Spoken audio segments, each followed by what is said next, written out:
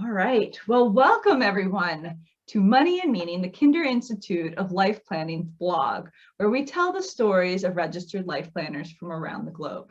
I'm Lora Woodward, Communications Director for the Kinder Institute, and I'm so thrilled to be here with Sarah Byrd for our I'm a Registered Life Planner series. Sarah is a financial life planner with Alpha Advisors in Richmond, Virginia. And Sarah, could you start off by just sharing how you came to be a financial life planner in the US? Sure. And first of all, Laura, thanks so much for wanting to interview me for this series. We here at Alpha had been looking for a way for years to find out what mattered to people without asking them, what are your goals? Mm-hmm. And one of our previous partners, no longer here, but he had shown us George's trademarked questions. Mm-hmm. So, excuse me, we knew they were out there. We never knew what to do with them. So we had a change of ownership. We had some change in roles, and we went looking again. We just thought this is a problem we need to solve. And we found George again and embarked on the training and never turned back. Wow. And it's not just you at Alpha Advisors who's a financial life planner. You also have Mark and Alex. So you have two colleagues that are also been through the registered life planner training. How did you decide to all three of you go into this certification program? Well, the way that we are set up here is that Alex and Mark each have their specific clients, and I support both of them. Mm-hmm. And so, but we thought, you know, from early on, we heard George talk about this is not something you do. This is who you are. This becomes your business model. So if that's true, if we really believed that, then we all had to be, if you were client facing, this was what you had to know and be good at. Yeah. And how has that worked for your team? Oh, it's just been amazing. I think at least at one point we were the only people within the life planning community that did this as teams, and mm-hmm. we still do. And so it is either Mark and me or Alex and me in meetings with clients, but it is our absolute intake. You know, it's the first thing we do with anybody is have an exploration meeting. But initially we also wanted to roll it out to existing clients. And so we looked for those places where there would be transition or why it would make sense to engage in the conversation in this way based on our history with those clients. So many of our existing clients have been life planned, but all of our new ones, unless it's an extenuating circumstance that makes it more of a transitionist situation, you know, a grief or something that it's not quite the right time. Okay, that makes a lot of sense. And what does life planning mean to you? Well, for me, it's the perfect marriage of how the connection of people's hearts and their money. I believe deeply that they are connected. I know they're connected in my life, mm-hmm. and I live that out every day. And so it's life planning, I think, that helps clients realize that ultimately they are the client, not their money. Yeah. And we start every conversation with them and what matters to them and their hearts. Mm-hmm. And so I'm excited every time we go into a life planning conversation because I know that we're going to be getting somewhere that really matters to them. Yeah, that makes a lot of sense. And so what drew you to the Kinder Institute's training curriculum? Well, we looked at a couple other things. And again, it was the fact that George, you know, starting with the money maturity course and then going into the life planning, we just immediately connected with the fact that all the decisions about money, the way people relate to money is tied to their story, tied to who they are and what they believe is true about themselves and their life. And so life planning, you know, George just does that. He gets there and you stay there and you find different ways to navigate that with different people, but it's still all under a cohesive umbrella of life planning. Yeah. And I'm curious, like, what can you talk me through your process with clients? Like, how do you take them from the life planning conversation into the financial plan? Yeah, so that's something that even changes now. And there's always a sort of an it depends, because really every person or couple that walks in, there's something unique about them. So we don't just have a hard process. But that said, we always tell them when we start with exploration, and then we love to be able to say, and we learned this from George, you've come to the right place, we can help you. And so when that is really true, and we know that we're going to be a good fit, then we explain to them that this is the first part, but what's going to come alongside it is that there's a numbers part of the conversation, there's a paperwork part of the conversation, but we're going to start here, and we're going to start to integrate the other pieces in.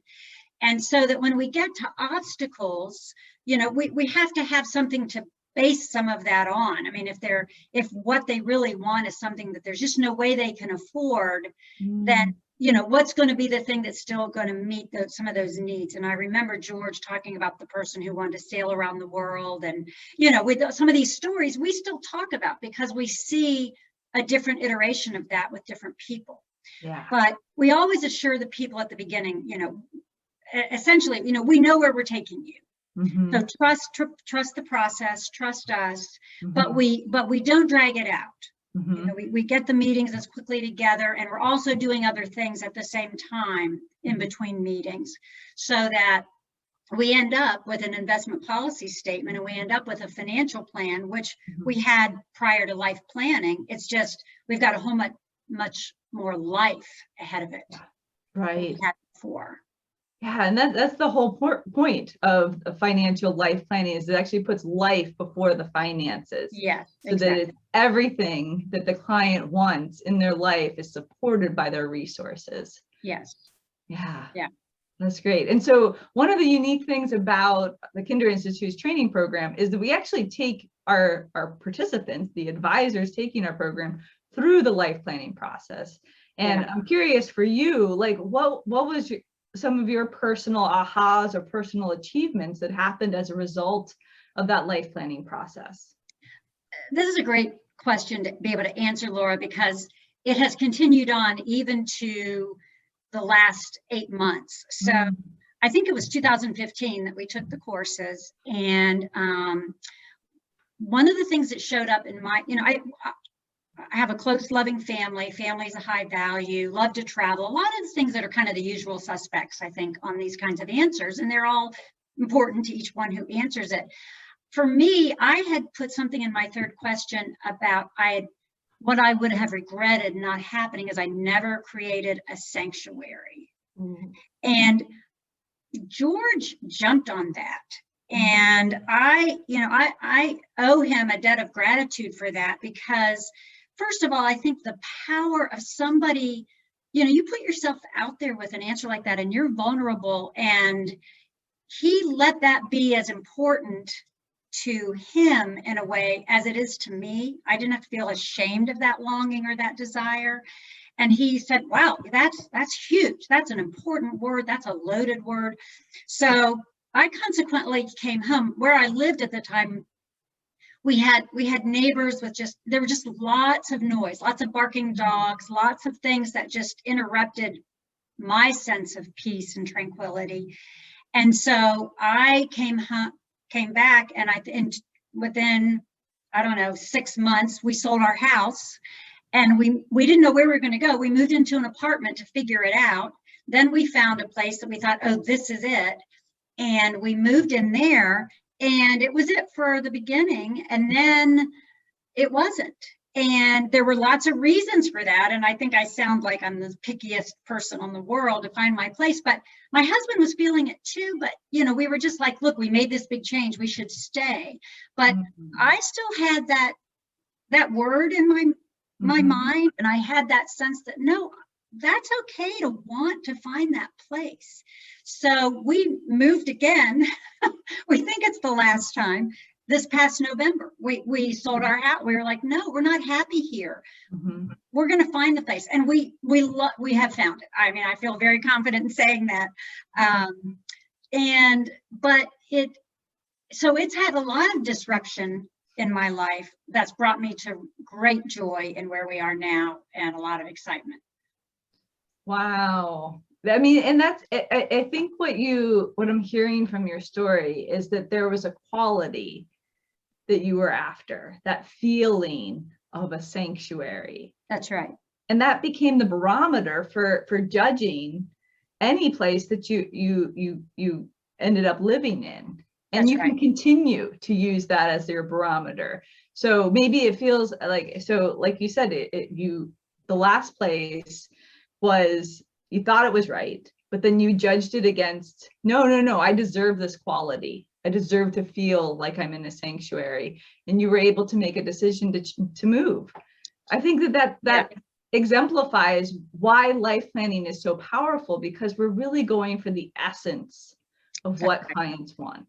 Right. When I stopped feeling peaceful walking into my home, I had to start paying attention to that. Yeah. And I mean, we're fortunate that we could afford to make these changes. Sure. But I'm grateful that, it was important enough to go after it. Yeah, absolutely. Yeah. And you, as you said, George was your advocate. That's he was right. right there by your side. And even if he wasn't in those continued meetings, you still felt his presence. That's the power of being an advisor in these conversations, is that we really are a guide for our clients, a champion, and they get to remember the feelings that they had in these conversations with us. Yeah, I mean, we all live with longings and unmet desires and all those things, but I just think we keep them under wraps a lot. We're ashamed of them a lot of times. And when someone says, no, that's a good thing that you are wanting, it has such a power. So. That's great. Thank you for sharing that story, yeah. Sarah. So you've talked a little bit about kind of the path that you lead your clients on. You've talked about your own experience being life planned. What are some of the, I mean, you don't need to use names or anything, but what are some of the amazing stories that have come out of your client engagements using the life planning process? Yeah, we've had several people who were extremely unhappy in their work. It was affecting their health. It was affecting their well-being. And even just telling, I think if we had just shown them with a spreadsheet that they could afford to retire, that wouldn't, that it was okay, that would not have done it.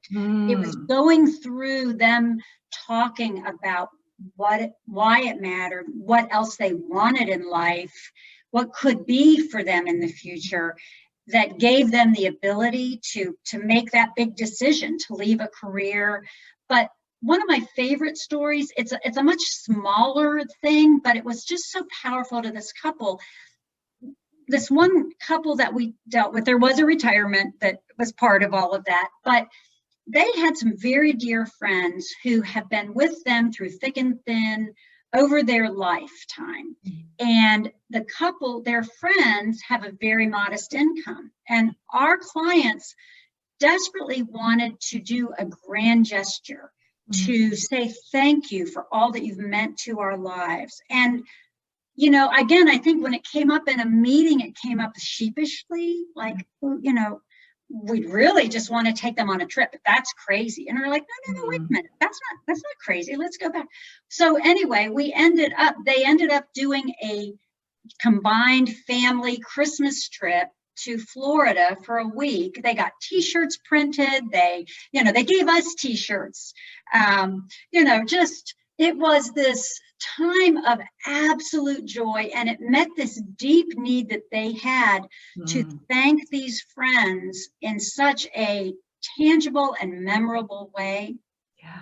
And they still, again, when we see them, they've had lots of other exciting victories and successes since then, but that always comes up. Like, that was the thing that wouldn't have come out of a traditional planning conversation.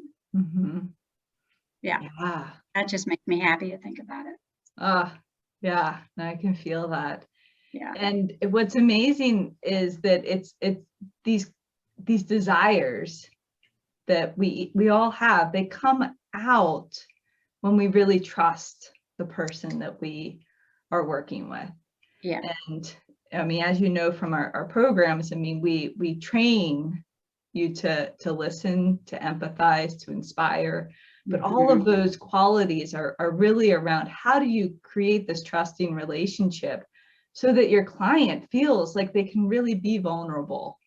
Yes, that's right. That's right. And, you know, I would say we probably had a couple missteps with people where things just didn't go the way that we had hoped. I mean, I think we're always learning, and every couple that comes in is unique, but that's a rare situation. Mm-hmm. It is so much, we leave these meetings with smiles on our faces and have felt a real connection with people.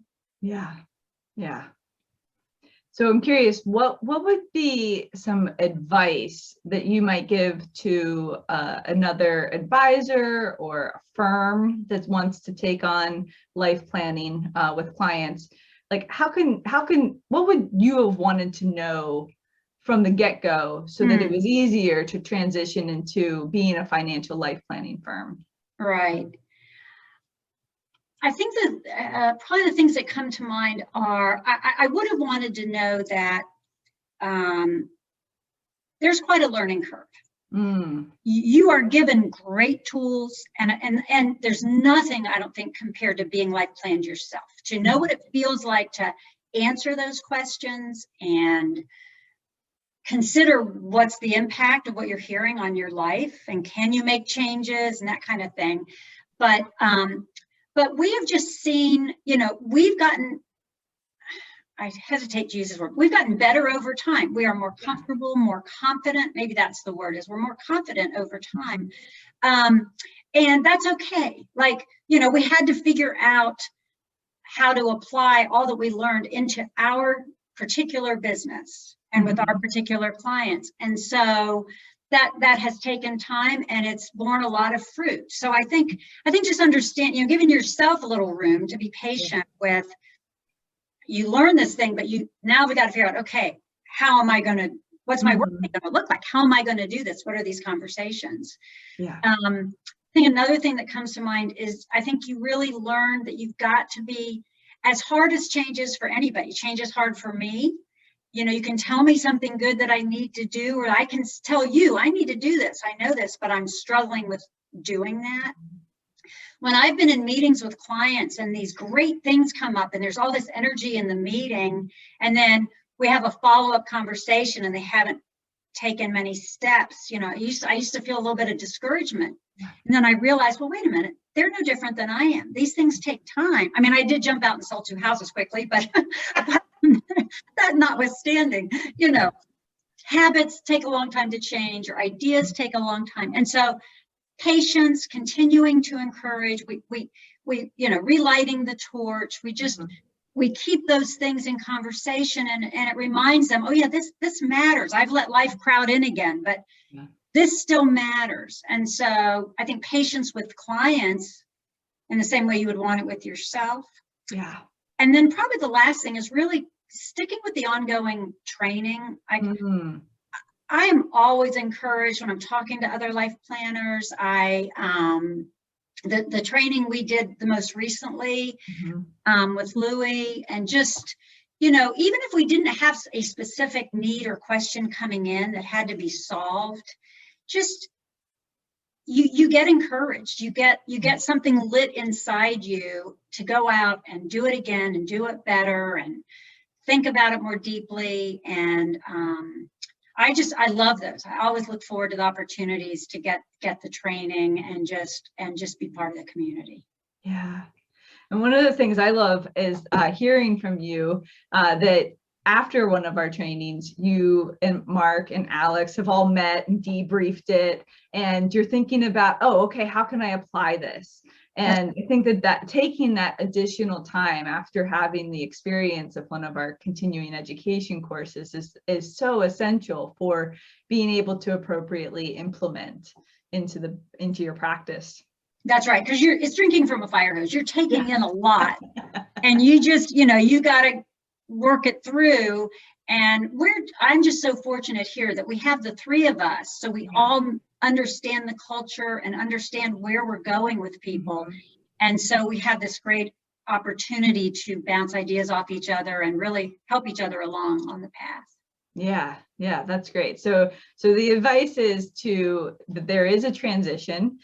Give yourself some grace and patience with understanding that you're navigating this transition into becoming a life planning firm. To understand that you also need to be patient with your clients. I mean, it's their life. They are the expert. They are the one actually on the journey. So whatever speed they want to go is the speed. But you brought up also relighting that torch is so important to bring back that energy and have them feel again how important it is those elements for living a fulfilled life are for them. And then to as a life planner, just to keep going with your own education. That's right. Yeah. That's great. Yeah. Okay. And so one of the second to last question. So what's next in your life planning journey? For me personally? Yeah, for you personally, yeah.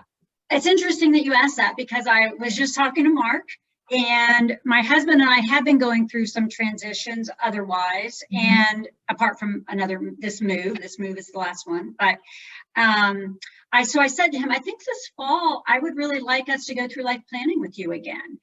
Because I think what happens too is just, I think about it a lot. Yeah. I put lots of things through that, the window of life planning, but my husband doesn't have the opportunity to do that. And there are so many meetings that we sit in, and you have a husband or wife turn to each other and say, I never knew that. Because you don't have that kind of conversation. And I think it would be good for my husband and me to do this and have that opportunity. And I think there would be things that would come out. Yes. And so I'm hopeful. Mark has agreed. So sometime this fall, we'll sit down together and start the process. That is so awesome to hear, Sarah, because I mean, that's really you walking the walk. Like, you have already been through some of the process, but the other part of your life, your husband hasn't. Right. And it's so essential that both partners feel fulfilled. Yeah. And going through that life planning process together is essential for really feeling like you can support your husband, but also have him support you in your dreams.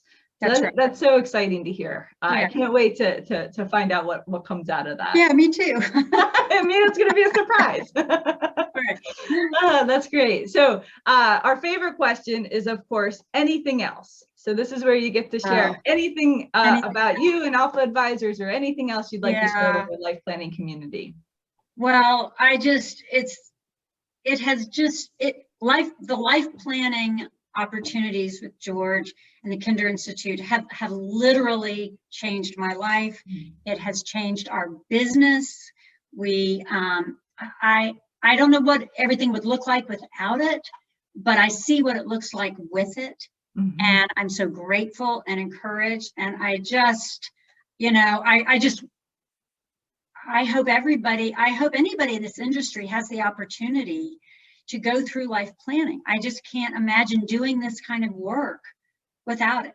Yeah. So,